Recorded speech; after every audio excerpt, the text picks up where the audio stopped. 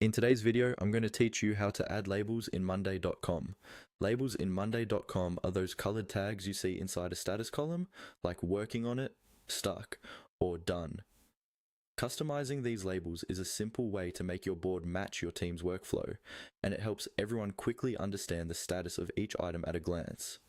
In this walkthrough, I'll guide you through exactly where to click and what each option means, so you can confidently set up labels that work for you.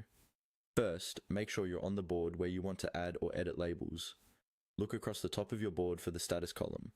This is usually labeled something like status, progress, or anything your team might have renamed it to, but it will have colored chips inside the cells. Move your mouse to the header of that status column. On the right side of the column header, you'll see a small icon with 3 vertical dots. This is the column menu. Click on those 3 dots to open a drop-down menu with different options related to that column. From that drop-down, look for the option called Settings. Go ahead and click on Settings. This will open up another menu or panel where you can adjust how this column behaves.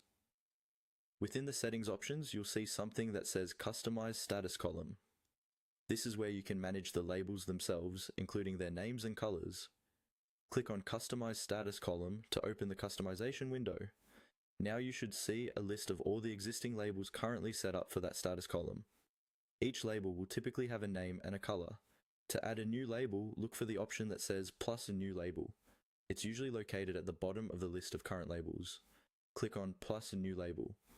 Once you click it, a new empty label entry will appear. Here, you can type in the name of your new label, such as on hold, needs review, or anything that fits your process. You'll also be able to pick a color, so choose something that stands out and is easy to recognize for your team. After you've named your label and selected a color, your new label is ready to use. You can now go back to your board and click into any status cell to assign this new label to an item.